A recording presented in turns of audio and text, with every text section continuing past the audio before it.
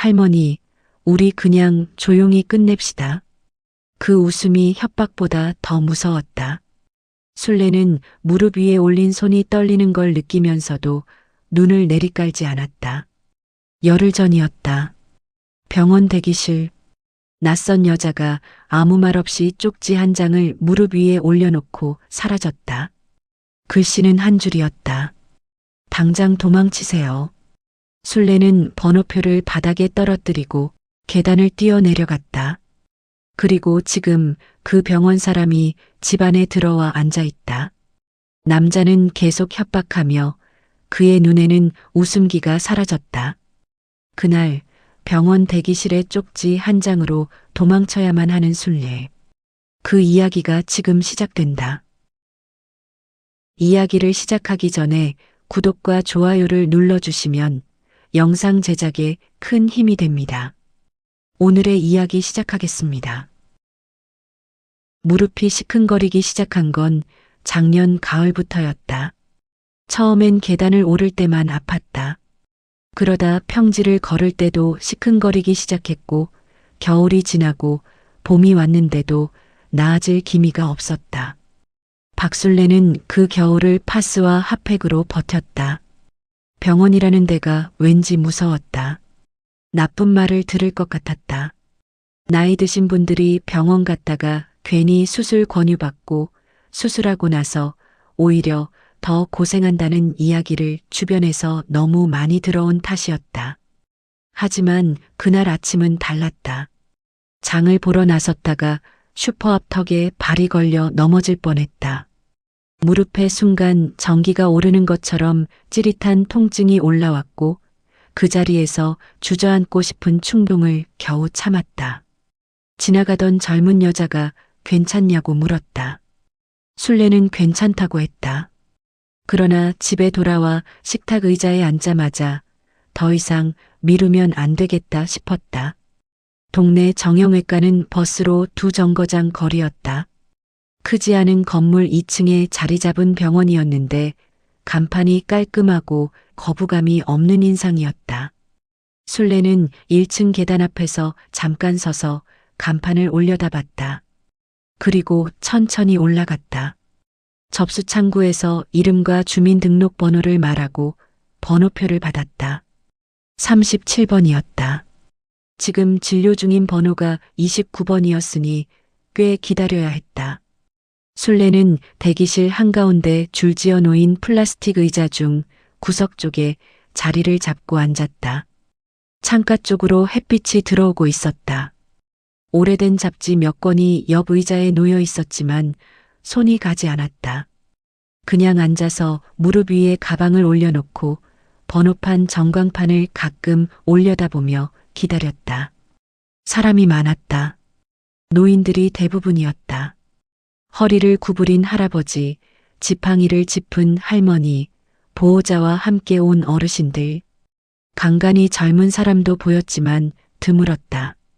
대기실은 조용했고 진료실 쪽에서 의사의 낮은 목소리와 엑스레이 장비 소리가 간헐적으로 들려왔다. 술래는 무릎에 손을 얹고 지그시 누르며 앉아 있었다. 그때였다. 옆 의자에 누군가 앉는 기척이 났다.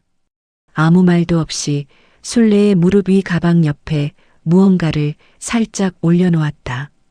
작은 종이였다. 반으로 접힌 메모지. 흰색 평범한 종이였다. 술래는 그 종이를 내려다봤다. 그리고 천천히 옆을 봤다. 중년 여자였다. 간호사 복장이 아닌 사복 차림. 마스크를 쓰고 있어서 얼굴이 잘 보이지 않았다. 눈이 마주쳤다. 그 여자는 아무 말도 하지 않았다. 눈빛만으로 종이를 가리켰다. 읽으라는 뜻이었다. 천천히 펼쳤다. 당장 도망치세요. 술래는 그 문장을 한 번 더 읽었다. 무서운 말이었다. 보통 사람이라면 이게 무슨 뜻인지 따지거나 장난인지 의심하거나 아니면 그 여자를 다시 찾아가 물어봤을 것이다. 그런데 술래는 그러지 않았다. 평생을 살아오면서 몇 번, 딱 몇 번, 말로 설명할 수 없는 순간이 있었다. 가슴 밑바닥에서 무언가가 올라오는 느낌. 머리가 판단하기 전에 몸이 먼저 아는 것. 술래는 그 느낌을 오랫동안 무시하며 살았다. 참는 것이 미덕이라고 배운 세대였으니까. 참고 기다리고 나서지 않는 것이 어른다운 것이라고 믿어왔으니까. 그런데 그날은 달랐다. 종이를 읽는 순간 그 느낌이 왔다. 그리고 이번에는 무시하지 않았다. 술래는 종이를 가방 안에 구겨 넣었다. 번호표를 들고 있던 손에서 힘이 빠져 번호표가 바닥에 떨어졌다. 가방을 어깨에 걸고 의자에서 천천히 몸을 일으켰다. 그리고 대기실을 가로질러 병원 출입문 쪽으로 걷기 시작했다. 접수 창구 직원이 쳐다봤다. 술래는 눈을 마주치지 않았다. 문을 밀었다. 계단이 나왔다. 술래는 계단을 내려갔다. 처음엔 걸음걸이였다가 중간부터 빨라졌다. 무릎이 시큰거렸지만 느껴지지 않았다. 1층 바닥에 발이 닿는 순간 술래는 거의 뛰고 있었다. 74세 할머니가 병원 계단을 뛰어내려가는 발소리가 봄 햇살이 내리쬐는 골목 안으로 울려 퍼졌다. 골목 끝에 편의점이 있었다. 술래는 그리로 뛰어들어갔다. 유리문이 열리면서 차가운 에어컨 바람이 얼굴에 닿았다. 숨이 찼다. 가슴이 두근거렸다. 무릎은 욱신거렸지만 멈출 수가 없었다. 술래는 음료 냉장고 앞 구석으로 몸을 밀어넣듯 들어가 서서 유리문 너머 골목 쪽을 바라봤다. 아무도 따라오지 않았다. 지나가는 사람들은 평소와 다름없었다. 장바구니를 든 아주머니, 이어폰을 꽂은 청년, 자전거를 끌고 지나가는 배달원. 아무것도 이상하지 않은 오후였다. 술래는 그 평범한 풍경을 바라보며 천천히 숨을 고르려 했다. 그런데 눈이 자꾸 병원 건물 쪽으로 갔다. 골목 어귀에서 병원 건물 2층이 비스듬히 보였다. 유리창이 햇빛을 반사하고 있었다. 술래는 그 창문을 바라보다가 멈칫했다. 누군가 서 있었다. 창문 안쪽에 사람 실루엣이 보였다. 아래를 내려다보고 있었다. 정확히 어디를 보는지는 알 수 없었다. 그냥 서 있는 것일 수도 있었다. 하지만 술래는 그 실루엣이 자신이 도망쳐 나온 방향을 바라보고 있다는 느낌을 지울 수가 없었다. 술래는 냉장고 쪽으로 한 걸음 더 물러섰다. 편의점 직원이 계산대 너머에서 힐끔 쳐다봤다. 술래는 냉장고에서 생수 한 병을 꺼내 들었다. 뭔가를 사는 척이라도 해야 여기 오래 있을 수 있을 것 같았다. 계산대로 가서 1,500원을 냈다. 직원은 아무 말 없이 영수증을 내밀었다. 술래는 영수증을 받지 않고 구석 자리에 가서 앉았다. 생수병 뚜껑을 열고 한 모금 마셨다. 가방에서 그 쪽지를 꺼냈다. 구겨진 종이를 다시 폈다. 글씨는 여전히 그 자리에 있었다. 당장 도망치세요. 볼펜으로 눌러 쓴 글씨였다. 글씨체가 흘려 쓴 것도 아니고 그렇다고 또박또박 정성 들인 것도 아니었다. 급하게 그러나 분명하게 쓴 글씨였다. 떨리는 손으로 쓴 것 같기도 했다. 술래는 그 여자 얼굴을 떠올렸다. 마스크를 쓰고 있어서 눈밖에 보이지 않았다. 나이는 50 안팎으로 보였다. 사복이었지만 어딘가 병원 분위기가 났다. 몸에 배인 냄새라는 게 있다. 오래 병원에서 일한 사람에게는 소독약인지 뭔지 모를 무색무취 같으면서도 묘하게 남는 냄새가 있다는 걸 술래는 경험으로 알았다. 그 여자에게 그 냄새가 났다. 병원 직원이었다. 그렇다면 왜? 술래는 생수를 한 모금 더 마시며 생각했다. 장난이라고 보기에는 눈빛이 너무 진지했다. 협박이라고 보기에는 말이 안 됐다. 협박이라면 뭔가를 요구해야 했다. 그 쪽지에는 아무것도 없었다. 그냥 도망치라는 말뿐이었다. 그 말이 진심이었다는 것을 술래는 이유 없이 알 수 있었다. 편의점 시계를 봤다. 병원에 들어간 지 30분도 안 됐다. 진료 한 번 못 받고 나온 셈이었다. 무릎은 여전히 욱신거렸다. 아무것도 해결된 게 없었다. 오히려 더 이상한 일만 생겼다. 술래는 그 자리에서 1시간을 더 앉아 있었다. 같은 시각 병원 2층이었다. 이미숙은 탈의실 안에 서 있었다. 겉옷을 갈아입으려다 멈춘 채로 손이 굳어 있었다. 쪽지를 건넨 게 15분 전이었다. 대기실 CCTV가 어디까지 찍히는지 알고 있었다. 자리를 옮겨 앉다가 옆 사람 무릎 위에 뭔가를 두고 간 것처럼 보일 수 있을까? 아닐 수도 있었다. 그때 문이 열렸다. 원장실 직원 김 실장이었다. 사무직이지만 병원 안에서 실질적으로 황태수의 연락을 받아 움직이는 사람이었다. 이미숙은 그걸 알고 있었다. 이 선생님, 원장님이 잠깐 보재요. 목소리는 평범했다. 하지만 이미숙은 아랫배가 서늘해지는 걸 느꼈다. 원장실은 진료실 뒤편이었다. 이미숙이 들어서자 원장 강병호가 책상 앞에 앉아 서류를 보는 척하고 있었다. 실제로는 보고 있지 않았다. 이미숙은 그 사람을 3년간 봐왔으니까 알 수 있었다. 앉아요. 이미숙은 앉았다. 오늘 대기실에서 누구한테 뭐 줬어요? 짧은 질문이었다. 강병호는 서류에서 눈을 들지 않았다. 이미숙은 심장이 내려앉는 것을 느끼면서도 최대한 평평한 목소리를 냈다. 무슨 말씀이세요? 드린 게 없는데요. CCTV에 나와요. 그 옆 할머니가 뭔가 떨어뜨리셔서 주워드렸어요. 번호표 같은 거요. 강병호는 그제야 서류에서 눈을 들었다. 이미숙을 바라봤다. 아무 표정이 없었다. 그게 더 무서웠다. 그 할머니 접수하고 진료도 안 받고 나갔어요. 이미숙은 대답하지 않았다. 오늘 하루 일 마무리하고 내일 출근 전에 저한테 연락 한번 해줘요. 그게 다였다. 강병호는 다시 서류로 눈을 내렸다. 이미숙은 자리에서 일어나 원장실을 나왔다. 복도를 걷는데 다리가 후들거렸다. 탈의실로 돌아와 문을 잠그고 벽에 등을 기댔다. 숨을 참았다가 천천히 내쉬었다. CCTV에 찍혔다. 원장이 알고 있다. 내일 연락하라는 말은 기회를 주는 척하면서 오늘 밤 안에 위에 보고하겠다는 뜻이었다. 이미숙은 주머니 속 핸드폰을 꽉 쥐었다. 그 할머니가 도망쳤기를 바랐다. 제발 멀리 갔기를. 편의점을 나온 건 오후 4시가 넘어서였다. 술래는 버스를 타지 않았다. 병원 앞 버스 정류장을 지나치고 싶지 않았다. 두 정거장 거리를 걸어서 돌아갔다. 무릎이 욱신거렸지만 걸음을 멈추지 않았다. 골목을 돌고 슈퍼 앞을 지나고 빌라 입구 계단을 올라가면서 뒤를 2번 돌아봤다. 아무도 없었다. 현관문 앞에 서서 열쇠를 꺼내기 전에 또 한 번 계단 아래를 내려다봤다. 조용했다. 술래는 문을 열고 들어갔다.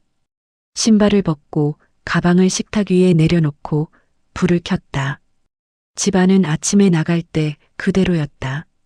싱크대 옆에 씻지 않은 컵이 하나 놓여 있었고 창가에 올려둔 화분에 햇빛이 들어오고 있었다. 아무것도 변한 게 없었다. 그런데 마음이 가라앉지 않았다. 술래는 식탁에 앉아 한동안 아무것도 하지 않았다. 저녁을 차려야 한다는 생각이 들었다가 사라졌다. 텔레비전을 켜야겠다는 생각도 들었다가 사라졌다. 그냥 앉아서 식탁 위 가방을 바라봤다. 가방 안에 그 쪽지가 있었다. 해가 지고 방 안이 어두워졌다. 술래는 그제야 일어나서 불을 켰다. 냉장고를 열어 밑반찬 몇 가지를 꺼내고 밥을 퍼서 상을 차렸다. 밥을 떠먹다가 멈췄다. 맛이 느껴지지 않았다. 반쯤 먹다 그대로 두고 설거지를 했다. 창밖이 완전히 캄캄해진 건 8시가 조금 넘어서였다. 그때 현관 쪽에서 발소리가 들렸다. 빌라복도였다. 발소리는 천천히 그러나 일정하게 계단을 올라오는 소리였다. 술래는 부엌에 서서 그 소리를 들었다. 윗집 사람이겠거니 하고 생각했다. 발소리가 3층에서 멈췄다. 술래 집은 3층이었다. 복도에서 잠깐 멈추는 소리가 났다. 그리고 그냥 서 있는 것 같았다. 계속 위로 올라가지도 않고 어느 집 문을 두드리지도 않고 술래는 싱크대 앞에 선 채로 숨을 죽였다. 1분쯤 지났을까? 발소리가 다시 움직이더니 계단을 내려가기 시작했다. 술래는 현관으로 가서 문에 귀를 댔다. 발소리가 1층까지 내려가고 빌라 입구 철문이 열렸다 닫히는 소리가 났다. 술래는 한참을 그 자리에 서 있었다. 윗집 사람이 잘못 내려온 걸 수도 있었다. 배달 기사가 층수를 헷갈린 것일 수도 있었다. 아무것도 아닐 수 있었다. 그런데 오늘 낮에 있었던 일이 자꾸 머릿속에 걸렸다. 한번 의심이 시작되면 평범한 발소리도 평범하게 들리지 않았다. 다음 날 아침이었다. 아래층 옆집 황씨 할아버지가 문을 두드렸다. 술래보다 5살 많은 79의 노인이었다. 오래전부터 같은 빌라에 살았고 마주치면 인사를 나누는 사이였다. 박씨, 어젯밤에 낯선 사람 봤어요? 술래는 문을 좀 더 열었다. 남자였는데 키가 크고 점퍼 입은 사람. 어젯밤 8시쯤이랑 10시쯤에 2번 빌라 앞을 서성이더라고. 내가 창문으로 봤어요. 어디 들어가는 것도 아니고 그냥 왔다 갔다 하다가 가더라고. 요즘 세상에 그런 사람 보이면 조심해야 해요. 황씨 할아버지는 그 말을 하고 계단을 내려갔다. 술래는 문을 닫고 현관에 등을 기댔다. 2번이었다. 8시쯤과 10시쯤. 8시면 자신이 설거지를 하던 시각이었다. 10시면 잠들려고 누웠다가 잠이 오지 않아 뒤척이던 시각이었다. 그 사람이 빌라 앞을 2번 왔다 갔다 했다는 것은 한 번은 확인하러 온 것이고 한 번은 다시 확인하러 온 것이었다. 자신의 주소를 알고 있다는 뜻이었다. 병원에서 접수할 때 이름과 주민등록번호를 말했다. 주민등록번호면 주소가 나왔다. 술래는 식탁 앞에 앉아 2손을 무릎 위에 올렸다. 생각을 정리하려 했다. 경찰에 신고한다. 뭐라고 한다. 병원 대기실에서 쪽지를 받고 도망쳤는데 그날 밤 빌라 앞에 누가 서성였다. 그게 다였다. 증거라고 할 것도 없었다. 경찰이 움직일 만한 이야기가 아니었다. 갈 곳이 없었다. 친한 친구는 몇 해 전 먼저 세상을 떠났다. 이 동네에 아는 사람이라고는 황씨 할아버지처럼 그냥 얼굴 아는 이웃들 뿐이었다. 형제도 없었다. 조카들은 지방에 있었고 연락한 지 오래됐다. 남은 사람이 한 명 있었다. 딸이었다. 술래는 자리에서 일어나 안방으로 들어갔다. 옷장이 선반에 낡은 종이 상자가 하나 있었다. 발돋움을 해서 그 상자를 내렸다.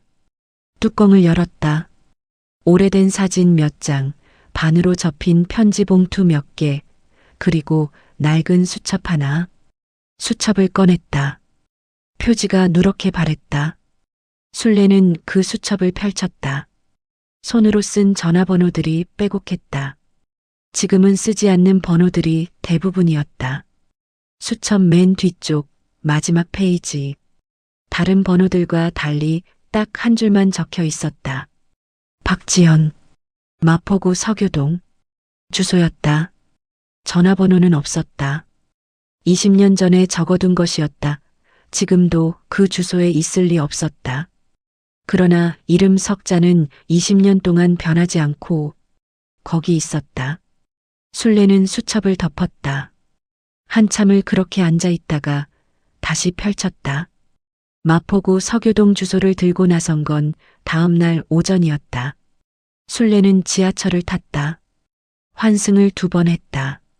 지하철 안에서 내내 창밖을 봤다. 터널이 지나가고 역이 지나가고 사람들이 타고 내렸다. 술래는 손잡이를 잡고 서서 수첩에 적힌 주소를 한 번 더 확인했다. 20년 전 주소였다. 지금도 그곳에 있을 가능성은 낮았다. 그래도 달리 방법이 없었다. 합정역에서 내려 골목을 걸었다. 서교동은 술래가 기억하는 것과 많이 달라져 있었다. 카페와 식당이 줄지어 있었고 젊은 사람들이 많았다. 술래는 수첩을 들고 골목 안으로 들어갔다. 번지수를 하나씩 맞춰가며 걸었다. 오래된 주택들 사이로 새 건물들이 섞여 있었다. 주소에 해당하는 자리에는 오래된 아파트 대신 7층짜리 상업 건물이 서 있었다. 술래는 건물 앞에 멈춰섰다. 1층은 카페였고 2층부터 위로는 사무실들이 입주해 있는 것 같았다. 입구 옆에 안내판이 붙어 있었다. 층별 입주업체 목록이었다. 술래는 그 목록을 위에서부터 천천히 읽어 내려갔다.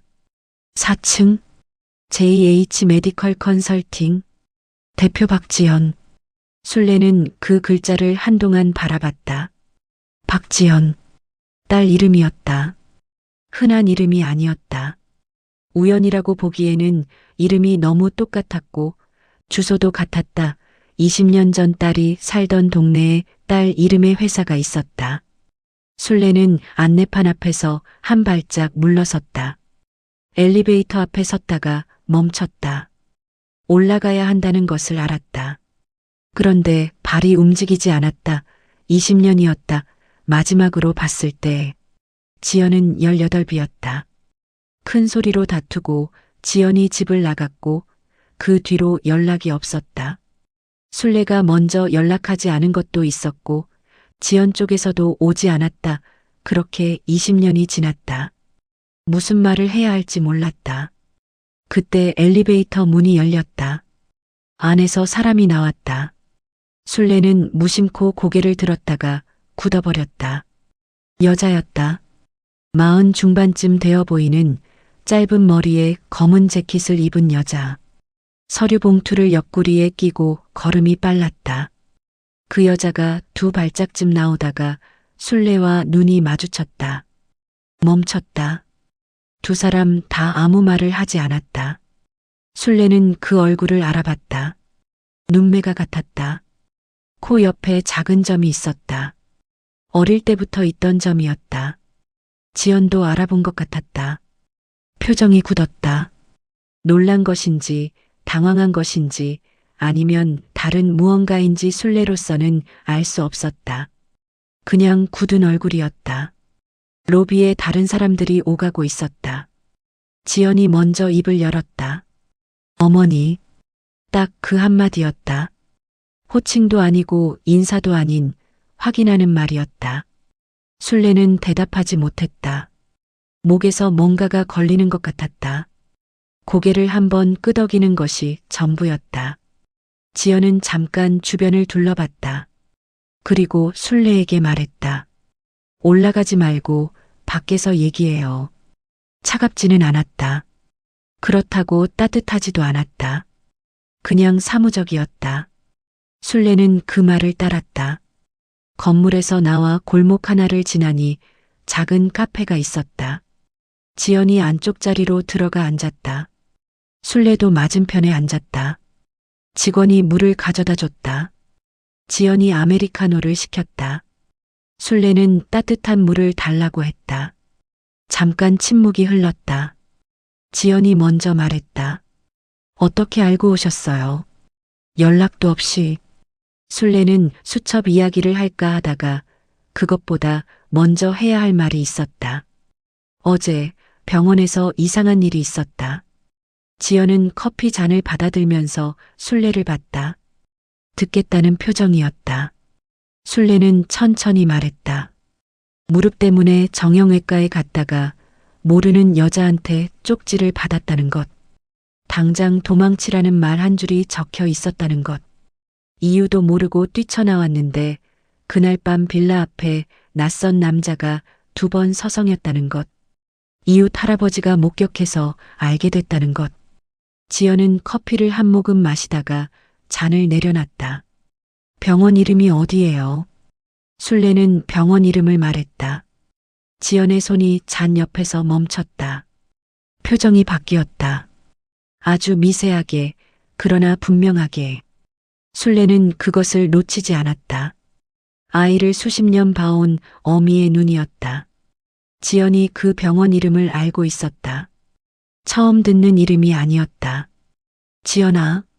술래는 딸 이름을 불렀다. 20년 만에 처음이었다. 너 그 병원 아니? 지연은 대답하지 않았다. 창밖을 봤다. 골목에 사람들이 지나가고 있었다. 지연의 턱 근육이 미세하게 움직였다. 그리고 천천히 술래 쪽으로 시선을 돌렸다. 어머니, 지금 어디 계세요? 집에 혼자 있으면 안 될 것 같아요. 그 말이 대답이었다. 술래는 등줄기가 서늘해졌다. 딸이 그 병원을 알고 있다는 것, 그리고 지금 자신에게 집에 있지 말라고 한다는 것. 2가지가 한꺼번에 머릿속에서 맞부딪혔다. 카페 안은 조용했다. 커피 향이 났다. 창밖으로 봄 햇살이 골목을 가득 채우고 있었다. 그 평화로운 풍경과 지연의 굳은 얼굴이 술래의 눈 안에서 나란히 겹쳤다.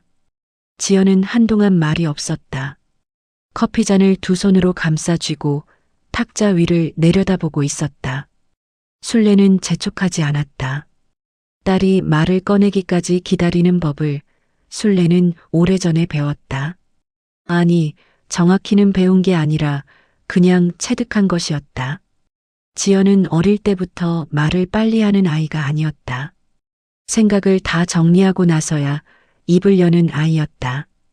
30년이 지났어도 그건 변하지 않은 것 같았다. 지연이 먼저 물었다. 어머니, 그 병원에서 접수할 때 뭐 작성하셨어요? 이름이랑 주민번호. 그게 다야. 보험 서류 같은 거 내신 거 없어요? 의료보험증이라든가. 술래는 잠깐 생각했다. 창구에서 신분증 보여달라고 했어. 주민등록증? 지연은 눈을 감았다가 떴다. 그리고 낮은 목소리로 말했다. 주민등록증이면 다 나와요. 주소, 가족관계, 재산 조회까지. 그쪽에서 마음만 먹으면 10분 안에 다 뽑아볼 수 있어요. 술래는 그 말의 무게를 천천히 받아들였다. 그쪽이 누구야? 지연은 대답하지 않고 창밖을 봤다. 그러다 결심한 것처럼 술래 쪽으로 몸을 돌렸다. 제가 하는 일이 의료 컨설팅이에요. 병원이랑 요양원 사이에서 환자를 연결해주는 일이요. 2년 전에 그 병원이랑 계약을 했어요. 처음엔 그냥 단순한 연계 업무였어요. 노인 환자 중에 장기 요양이 필요한 분들을 줄여서 협력 요양원으로 보내주는 거, 서류 작업 대행 같은 거요. 술래는 들었다. 그런데 6개월쯤 지나고부터 이상한 게 보이기 시작했어요. 요양원으로 간 환자들 중에 연락이 끊기는 경우가 나왔어요. 가족이 면회를 가려고 하면 이런저런 이유로 막히고 환자 상태가 갑자기 나빠졌다는 통보가 오고 그러다 사망 처리가 되는 경우들이요. 처음엔 그냥 고령 환자들이라 그럴 수도 있다고 생각했어요. 지연의 목소리가 낮아졌다. 2번째 해에 제가 직접 그 요양원에 실사를 나갔어요. 공식 방문이 아니라 혼자 갔어요. 그때 봤어요. 환자들 상태가 이상했어요. 멀쩡하게 걸어 다니던 분이 침대에 누워서 눈도 제대로 못 뜨고 있었어요. 간호사한테 물으니까 약 조절 중이라고만 했어요. 술래는 손을 무릎 위에 얹었다. 그게 무슨 뜻이야? 지연은 잠깐 말을 멈췄다. 그리고 똑바로 말했다. 수면제를 고용량으로 투여하는 거예요. 의식을 흐리게 만들어서 저항을 못하게 하는 거고 그 상태에서 동의서를 받거나 아니면 동의서 없이도 처치를 해요. 신장, 각막, 혼자 사는 노인들 중에 가족 연락이 없는 사람들을 골라서요. 카페 안이 조용했다. 술래는 그 말을 듣고 잠시 아무 생각이 나지 않았다. 그걸 알고도 계속 그 병원이랑 일했어? 지연은 고개를 들지 않았다. 계약을 끊으려고 2번 시도했어요. 그때마다 황태수라는 사람이 왔어요. 그 병원 실질적으로 운영하는 브로커예요. 그 사람이 제 회사 계좌 내역을 가져왔어요. 그쪽에서 들어온 돈이 섞여 있는 내역이요. 저도 모르게 처리된 것들인데 계좌에 찍혀 있으면 저도 공범이 되는 거잖아요. 지연이 손을 탁자 위에 올렸다. 손이 떨리고 있었다. 발 빼면 같이 나간다고 했어요. 제 이름이랑 계좌랑 계약서 전부 들고 나간다고요. 술래는 딸의 손을 바라봤다. 20년 만에 마주 앉은 자리였다. 그 자리에서 꺼내야 할 말이 이런 말일 거라고는 생각하지 못했다. 술래는 딸에게 해야 할 말, 20년 동안 하지 못했던 말들이 있었다. 그러나 지금 그 말들은 전부 뒤로 밀렸다. 그 사람들이 나를 명단에 올렸다는 거야. 지연이 고개를 끄덕였다.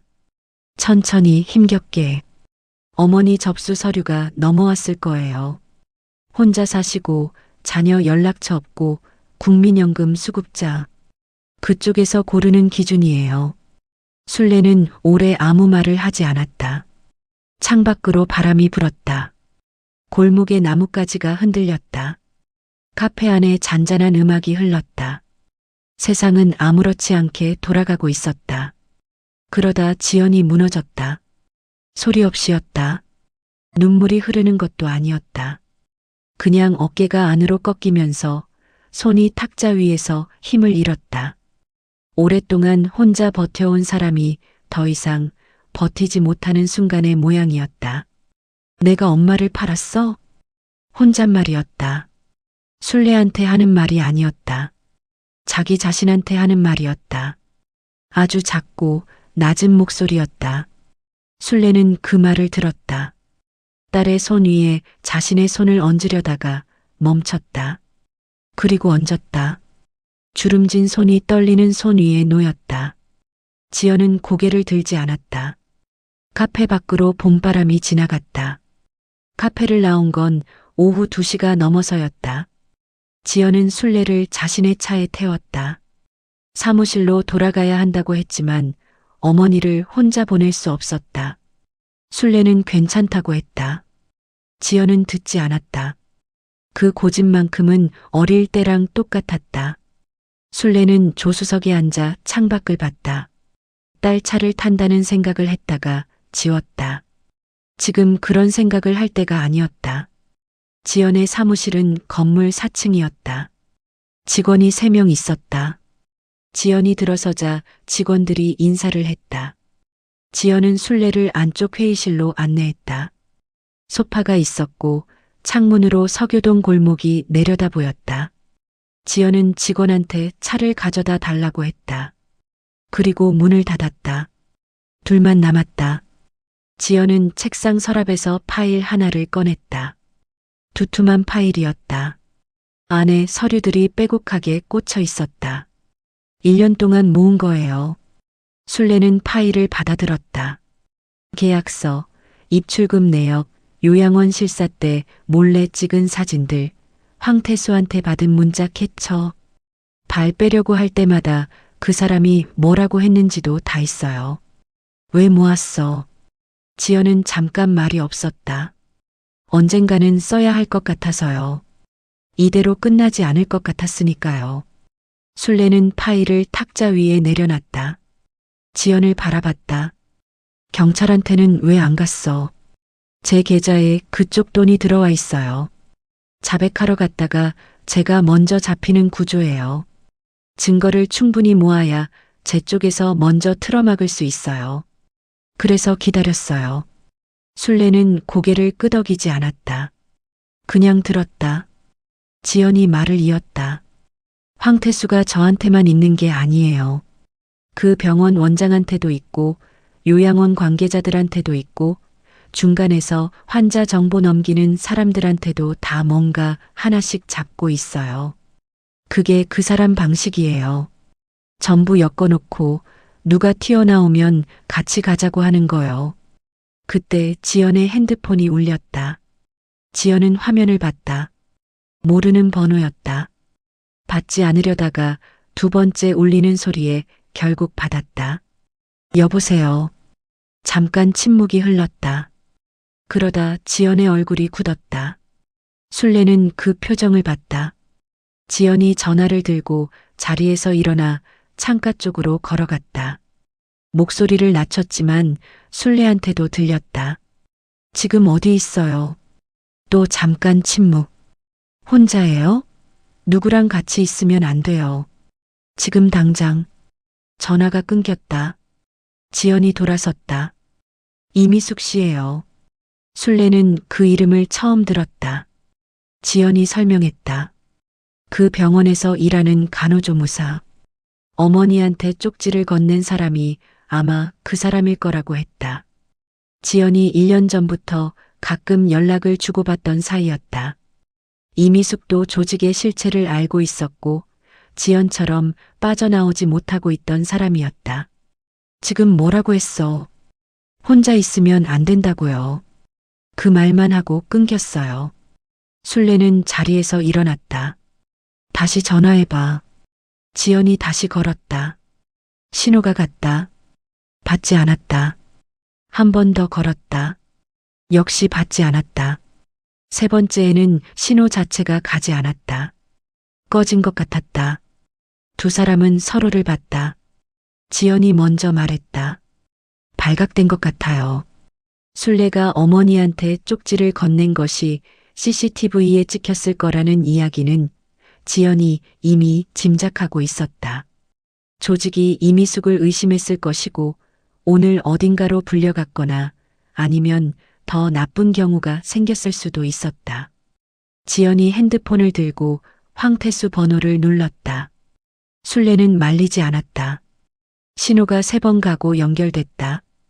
황태수의 목소리는 여전히 부드러웠다. 아는 척, 반가운 척, 아무 일 없는 척. 그 목소리가 술래한테도 들렸다. 낮고 부드럽고 그러면서 빈틈이 없는 목소리였다. 지연이 이미숙 얘기를 꺼냈다. 황태수는 잠깐 웃는 것 같았다. 이미숙 씨요? 오늘 조퇴했는데요. 어디 아프다고. 연락이 안 되면 집에 있는 거 아닐까요? 지연이 말했다. 황 대표님, 이미숙 씨 어디 있어요? 황태수의 목소리가 한 톤 가라앉았다. 지연 씨, 지금 지연 씨가 할 수 있는 선택은 하나뿐이에요. 그거 알죠? 지연은 대답하지 않았다. 지금 옆에 누구 있어요? 지연이 전화를 끊었다. 손이 떨렸다. 지연은 핸드폰을 탁자 위에 내려놓고 두 손으로 얼굴을 감쌌다. 잠깐 그렇게 있었다. 그리고 자리에서 일어났다. 책상 서랍을 열었다. 안쪽 깊숙이 손을 넣어 서류 봉투 하나를 꺼냈다. 두툼하고 낡은 봉투였다. 파일에 꽂아두지 않고 따로 보관해온 것 같았다. 지연은 그 봉투를 두 손으로 들고 잠깐 바라봤다. 술래는 묻지 않았다. 지연이 봉투를 가방에 넣으며 말했다. 가요. 술래가 물었다. 어디? 지연은 가방을 어깨에 걸었다. 표정이 아까와 달랐다. 무너진 얼굴이 아니었다. 굳고 단단하고 무언가를 결정한 사람의 얼굴이었다. 경찰서요. 광역수사대 건물은 생각보다 낡았다. 지연이 차를 세우고 내리면서도 말이 없었다. 술래도 말이 없었다. 두 사람은 나란히 건물 입구로 걸어 들어갔다. 안내 데스크에서 지연이 먼저 말했다. 광역수사대 최동현 형사를 만나고 싶다고 했다. 직원이 용건을 물었다. 지연은 잠깐 머뭇거리다가 말했다. 불법 의료 브로커 관련 잦은 신고라고. 직원이 전화를 돌렸다. 잠시 후 복도 안쪽에서 남자가 걸어 나왔다. 마흔 안팎으로 보이는 키가 크고 얼굴이 말라 보이는 형사였다. 양복이 깔끔하지 않았다. 넥타이가 약간 틀어져 있었다. 오래 앉아서 일한 사람의 모양이었다. 최동현이었다. 그는 지연을 보는 순간 잠깐 멈췄다. 눈빛이 바뀌었다. 놀란 것 같기도 했고 아닌 것 같기도 했다. 지연한테 먼저 말을 걸었다. JH 메디컬 컨설팅 박지연 씨 맞죠? 지연이 굳었다. 어떻게 아세요? 최동현은 대답 대신 옆을 봤다. 어르신은요? 지연이 말했다. 제 어머니예요. 같이 계셔야 해요. 최동현은 두 사람을 복도 안쪽 조사실로 안내했다. 좁은 방이었다. 탁자 하나와 의자 몇 개가 전부였다. 형광등이 밝았다. 최동현이 맞은편에 앉았다. 노트북을 열고 볼펜을 들었다. 앉으세요. 지연이 앉았다. 술래도 옆에 앉았다. 최동현이 먼저 말했다. 솔직히 말씀드리면 저희가 그 병원 주변을 1년째 보고 있었어요. 노인 실종 사건이 3건 연결됐거든요. 그런데 증거가 없었어요. 병원 안에서 어떤 일이 있었는지 입증할 방법이 없었어요. 지연은 가방에서 서류 봉투를 꺼냈다. 탁자 위에 올려놨다. 1년치예요. 최동현이 봉투를 열었다. 안에서 서류들을 꺼내 펼쳤다. 읽는 속도가 빨랐다. 눈이 좌우로 빠르게 움직이다가 어느 지점에서 멈췄다. 그 지점을 다시 한번 읽었다. 그리고 지연을 봤다. 이거 황태수 계좌 내역이에요? 네. 어떻게 구하셨어요? 황태수가 저한테 압박용으로 제 계좌 내역을 들고 왔을 때 저도 그쪽 내역을 역으로 요청했어요. 거래 내역 공유 없이는 계약을 못하겠다고 했어요. 그 사람이 자기 쪽은 문제 없다는 걸 보여주려고 일부를 넘겼어요. 그게 여기 있는 거예요. 최동현이 다시 서류로 눈을 내렸다. 지연의 진술은 길었다. 처음 계약을 맺게 된 경위부터 시작해서 이상함을 느끼기 시작한 시점, 요양원 실사에서 목격한 것, 황태수의 압박이 시작된 것, 이미숙과 연락을 주고받게 된 것. 지연은 천천히 그러나 빠뜨리지 않고 말했다. 최동현은 중간중간 질문을 던졌다. 날짜, 장소, 이름, 구체적인 것들을 물었다. 지연은 대부분 대답할 수 있었다. 술래는 그 옆에서 들었다. 딸이 1년 동안 혼자 이것을 들고 있었다는 것을 생각했다. 압박을 받으면서 도망치지도 못하면서 그렇다고 신고하지도 못하면서 혼자 서류를 모으고 혼자 봉투에 넣어두고 그 무게가 얼마나 됐을지 술래는 가늠할 수 없었다. 최동현이 지연의 진술을 듣다가 멈췄다. 이미숙 씨 말씀하셨는데 지금 연락이 안 된다고요. 네. 오늘 오후에 전화가 왔다가 끊겼어요. 그 뒤로 핸드폰이 꺼져 있어요. 최동현이 노트북 화면을 보면서 무언가를 쳤다. 잠깐 기다리더니 옆 형사한테 고개를 돌려 짧게 말했다. 술래한테는 들리지 않는 내용이었다. 그 형사가 자리에서 일어났다. 최동현이 다시 지연을 봤다. 황태수가 이미숙 씨 소재를 파악하고 있을 가능성이 높아요. 조직에서 요양원을 거점으로 쓰고 있으면 그쪽으로 데려갔을 수 있어요. 지연이 말했다. 요양원 주소 알고 있어요. 최동현이 볼펜을 들었다. 지연이 주소를 말했다. 경기도 외곽이었다. 최동현이 받아 적으면서 말했다. 영장 받으려면 시간이 좀 걸려요. 오늘 안으로 움직이려면 지금 당장 시작해야 해요. 그가 자리에서 일어나 문 쪽으로 걸어가다가 멈춰 돌아봤다. 박지연 씨, 오늘 여기 오신 거 잘하셨어요. 근데 한 가지만 물어볼게요. 지연이 봤다. 황태수가 오늘 전화해서 선택이 하나뿐이라고 했다고 하셨는데 그 선택이 뭔지 알고 오신 거죠? 지연은 잠깐 있다가 대답했다. 계속 그쪽 편에 서 있으라는 뜻이었겠죠. 그 선택을 안 하셨어요. 네. 최동현은 고개를 한번 끄덕이고 문을 열었다. 복도로 나가면서 누군가한테 전화를 거는 소리가 들렸다. 목소리가 낮고 빠르게 이어졌다. 조사실 안에 지연과 술래만 남았다. 지연이 등받이에 몸을 기댔다. 눈을 감았다가 떴다. 술래는 딸의 옆 얼굴을 봤다. 창문이 없는 방이었다. 형광등 빛이 차가웠다. 그런데 지연의 얼굴은 아까 카페에서보다 오히려 편해 보였다. 무언가를 내려놓은 사람의 얼굴이었다. 술래는 아무 말도 하지 않았다. 그냥 그 옆에 앉아 있었다. 복도 너머에서 형사들이 움직이는 소리가 들렸다. 발소리가 빨라졌다. 어딘가로 향하고 있었다. 경찰서를 나온 건 저녁 7시가 넘어서였다. 최동현은 두 사람을 돌려보내면서 한 가지를 당부했다. 수사가 진행되는 동안 황태수 측에서 접촉해 올 수 있으니 모르는 번호는 받지 말고 낯선 사람이 찾아오면 즉시 연락하라고 했다. 지연한테 직통 번호를 줬다. 지연은 번호를 저장하고 술래 핸드폰에도 직접 눌러 넣어줬다. 주차장에서 지연이 말했다. 어머니, 오늘 우리 집에 가요. 술래는 잠깐 있다가 고개를 저었다. 집에 가야지. 혼자 있으면 안 돼요. 어젯밤에도 누가 왔다 갔다 했잖아요. 너도 혼자잖아. 지연이 말문이 막혔다.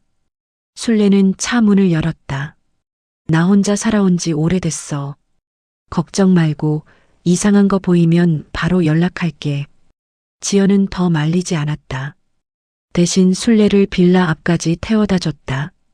차에서 내리면서 지연이 말했다. 내일 아침에 전화하겠다고. 술래는 알겠다고 했다. 두 사람은 그 자리에서 잠깐 서로를 봤다. 할 말이 있는 것 같기도 했고 없는 것 같기도 했다. 지연이 먼저 눈을 내렸다. 차가 골목을 빠져나갔다. 술래는 빌라 입구 앞에 서서 차가 사라지는 걸 봤다. 그리고 계단을 올라갔다. 3층 복도는 조용했다. 현관문 앞에 아무것도 없었다. 문을 열고 들어가 불을 켰다. 어젯밤과 같은 자리에 같은 물건들이 있었다. 술래는 가방을 내려놓고 신발을 벗었다. 부엌에서 물을 한 컵 마셨다. 그리고 안방으로 들어가 침대 끝에 앉았다. 하루가 너무 길었다. 아침에 마포로 나섰던 것이 오늘 일인지 어제 일인지 헷갈릴 만큼 많은 것이 있었다. 눈을 감으려는데 핸드폰이 울렸다. 지연이었다. 받자마자 지연이 말했다. 목소리가 낮고 빠르게 가라앉아 있었다. 어머니, 지금 잘 들어요. 형사님한테 방금 연락 받았어요. 황태수가 어머니 집 주소로 움직이고 있대요. 지금 수사팀이 빌라 주변에 있어요. 형사님이 어머니한테 부탁이 있대요. 술래는 일어서지 않고 들었다. 황태수가 왔을 때 들여보내 달래요. 술래는 잠깐 아무 말도 하지 않았다. 들여보내. 네. 형사님이 지금 빌라 주변에 포진해 있어요. 황태수가 집 안으로 들어오는 순간 들어갈 거래요. 집 밖에서는 불법 침입이 성립이 안 된대요. 집 안에서 뭔가 말을 해야 현행범으로 잡을 수 있대요. 술래는 침대 끝에 앉은 채로 창밖을 봤다. 어머니가 싫으시면 안 해도 돼요. 형사님도 강요는 못 하신대요. 그냥 문 잠그고 있으면 수사팀이 다른 방법 쓴대요. 술래는 천천히 말했다. 최 형사한테 연결해줘. 잠깐 사이가 있다가 전화가 바뀌었다. 최동현의 목소리였다. 어르신, 죄송합니다. 이건 어르신이 원하셔야 할 수 있는 일이에요. 위험하다 싶으시면 절대 하지 않으셔도 됩니다. 술래가 말했다. 그 사람이 오면 어느 정도 있다가 신호 주면 돼요? 최동현이 잠깐 있다가 말했다. 현관 들어서서 본색을 드러내면 충분해요. 오래 버티실 필요 없어요. 어르신 핸드폰 통화 연결 상태로 놔두시면 저희가 다 듣고 있을게요. 알겠어요. 술래는 전화를 끊지 않고 내려놨다. 핸드폰을 식탁 위 가방 옆에 뒤집어 놓았다. 통화는 연결된 채였다. 그리고 기다렸다. 20분쯤 지났을까? 현관 밖에서 발소리가 들렸다. 계단을 올라오는 소리였다. 빠르지 않았다. 천천히, 그러나 망설임 없이 올라오는 소리였다. 3층에서 멈췄다. 그리고 초인종이 울렸다. 술래는 자리에서 일어났다. 현관으로 걸어갔다. 도어 체인을 걸어둔 채로 문을 조금 열었다. 틈 사이로 남자 얼굴이 보였다. 50대 후반, 단정한 차림이었다. 얼굴이 둥글고 인상이 온화해 보였다. 웃고 있었다. 황태수였다. 박순례 어르신이시죠? 안녕하세요. 저 잠깐 말씀 나누러 왔어요. 목소리가 부드러웠다. 위협적인 구석이 없었다. 이웃이 찾아온 것 같은 말투였다. 술래는 체인을 풀었다. 문을 열었다. 황태수가 들어섰다. 실내를 한번 둘러봤다. 술래 혼자인 것을 확인하는 눈빛이었다. 그리고 웃으며 말했다. 어르신, 앉아서 얘기해요. 오래 걸리지 않아요. 술래는 식탁 의자에 앉았다. 황태수도 맞은편에 앉았다. 가방 옆에 뒤집어 놓인 핸드폰에서 조금 떨어진 자리였다. 황태수가 말을 꺼냈다. 어르신이 저희 병원에서 갑자기 나가신 것 때문에 걱정이 됐어요. 무릎은 괜찮으세요? 저희가 잘 치료해 드릴 수 있는데. 술래는 대답하지 않았다. 황태수는 웃음을 거두지 않았다. 어르신, 솔직하게 말씀드릴게요. 병원에서 누가 어르신한테 이상한 말을 했죠. 그게 오해예요. 저희 병원이 어르신같이 혼자 사시는 어르신들 케어를 특화해서 하는 곳인데 그 직원이 잘못 알고 쓸데없이 겁을 들였어요. 그 직원은 이미 조치를 취했어요. 조치를 취했다는 말에 술래는 손을 무릎 위에 얹었다. 황태수가 말을 이었다. 저희가 원하는 건 하나예요. 그냥 조용히 끝내는 거예요. 어르신도 아무 일 없이 지내시고 저희도 아무 일 없이 지내고 어르신 따님 회사도 마찬가지고요. 지연 이야기를 꺼냈다. 술래는 황태수를 똑바로 봤다. 황태수의 눈이 처음으로 웃음기를 잃었다. 상대가 겁먹지 않는다는 것을 느낀 것 같았다. 그는 자세를 바꾸며 목소리를 낮췄다. 어르신, 제가 이렇게 직접 찾아온 건 예의를 갖추려는 거예요. 다음번엔 이렇게 못 와요. 그 말이 끝나는 순간이었다. 현관벨이 울렸다. 황태수가 굳었다. 2번, 3번 연속으로 울렸다. 그리고 현관문이 열렸다. 현관문이 열리는 소리와 함께 발소리가 쏟아졌다. 둘이 아니었다. 셋, 아니 그 이상이었다. 복도에서 한꺼번에 들어오는 발소리가 좁은 현관을 가득 채웠다. 황태수가 자리에서 벌떡 일어났다. 술래는 일어서지 않았다. 식탁 의자에 앉은 채로 현관 쪽을 바라봤다. 최동현이 먼저 들어왔다. 뒤에 2명이 더 따라 들어왔다. 사복이었지만 허리춤에 수갑이 보였다. 최동현은 황태수를 보자마자 신분증을 꺼내 들었다. 광역수사대입니다. 황태수 씨, 불법 의료 브로커 혐의로 임의동행 요청합니다. 황태수는 표정이 굳어 있었다. 그러나 무너지지는 않았다. 오히려 반듯하게 섰다. 영장 있어요? 있습니다. 최동현이 서류를 내밀었다. 황태수는 서류를 받아 읽었다. 읽는 동안 표정이 한번 흔들렸다가 다시 다잡혔다. 그리고 말했다. 변호사 선임하겠습니다. 하셔도 됩니다. 일단 동행해 주세요. 황태수가 수갑을 차는 동안 최동현이 술래 쪽으로 걸어왔다. 괜찮으세요? 술래는 고개를 끄덕였다. 손이 떨렸다. 무릎 위에 얹은 손이 자신도 모르게 떨리고 있었다. 술래는 한 손으로 다른 손을 눌렀다. 최동현이 낮게 말했다. 고생하셨어요. 잘하셨습니다. 황태수가 형사들에게 이끌려 현관을 나갔다. 복도에서 발소리가 멀어졌다. 계단을 내려가는 소리가 났다. 그리고 빌라 입구 철문이 열렸다 닫혔다. 조용해졌다. 술래는 식탁에 혼자 앉아 있었다. 식탁 위에 뒤집어 놓은 핸드폰을 집어들었다. 통화가 여전히 연결돼 있었다. 술래가 귀에 댔다. 지연의 숨소리가 들렸다. 어머니, 응, 괜찮아요? 술래는 잠깐 있다가 말했다. 괜찮아. 전화 너머에서 지연이 숨을 내쉬는 소리가 들렸다. 울음 직전인 것 같기도 했고 그냥 안도하는 것 같기도 했다. 같은 시각 경기도 외곽이었다. 황태수가 술래 빌라로 움직인다는 것을 최동현이 파악한 시점에 별도 수사팀이 이미 요양원으로 출발해 있었다. 최동현이 지연의 진술을 받으면서 동시에 두 갈래로 움직인 것이었다. 요양원은 2층짜리 건물이었다. 외관은 평범했다. 간판도 있었고 입구에 화분도 놓여 있었다. 낮에는 정상적으로 운영되는 시설처럼 보였다. 그러나 수사팀이 들어서자 안에서 직원 2명이 뒷문으로 빠져나가려 했다. 2명 다 주차장에서 잡혔다.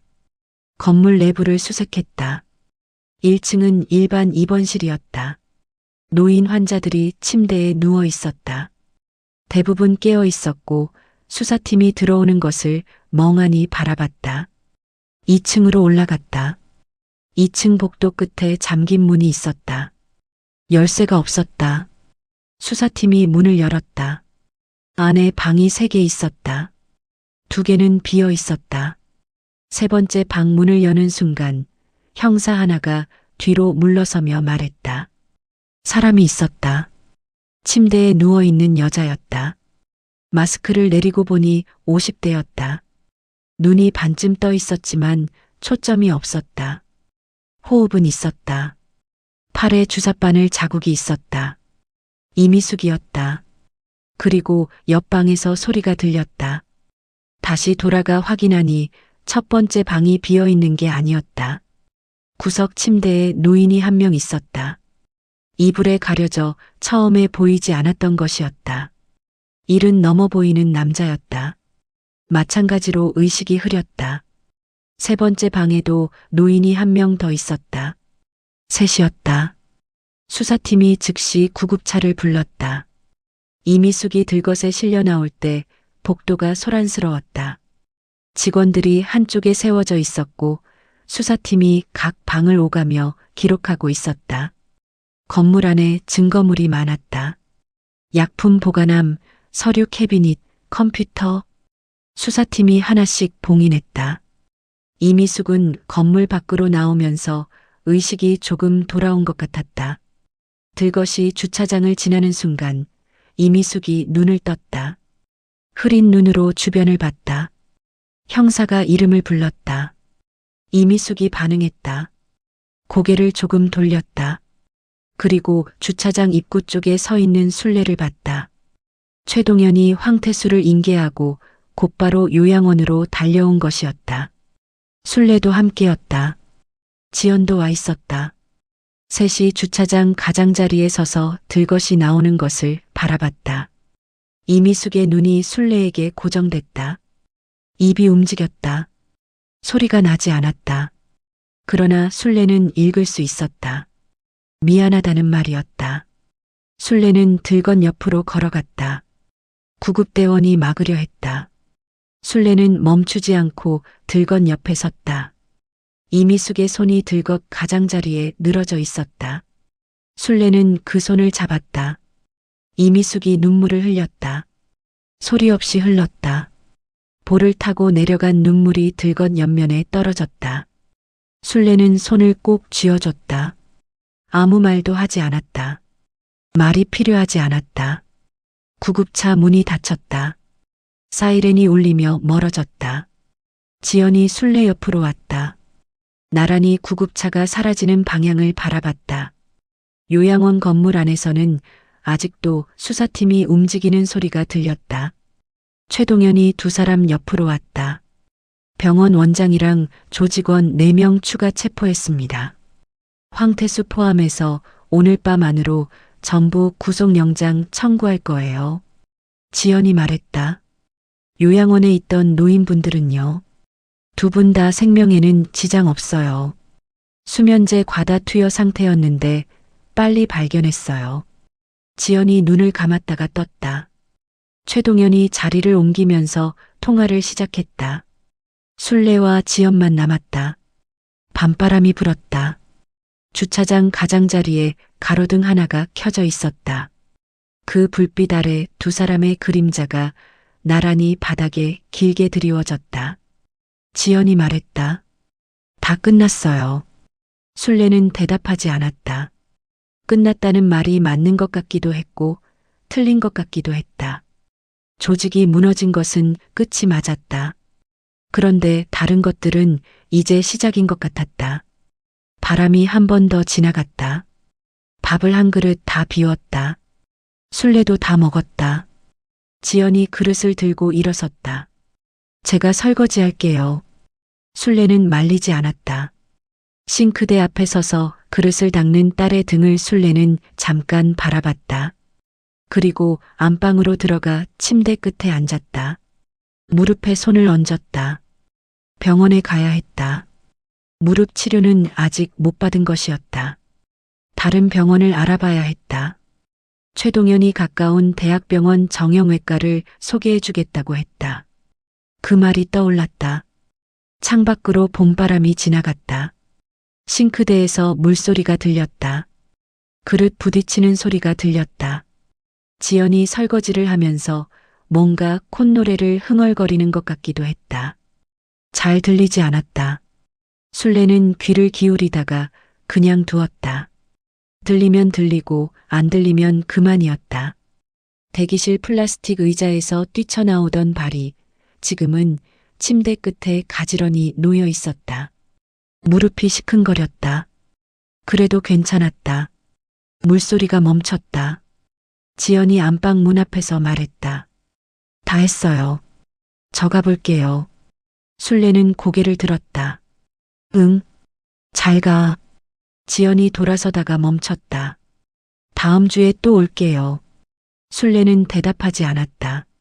지연이 나갔다. 현관문이 닫혔다.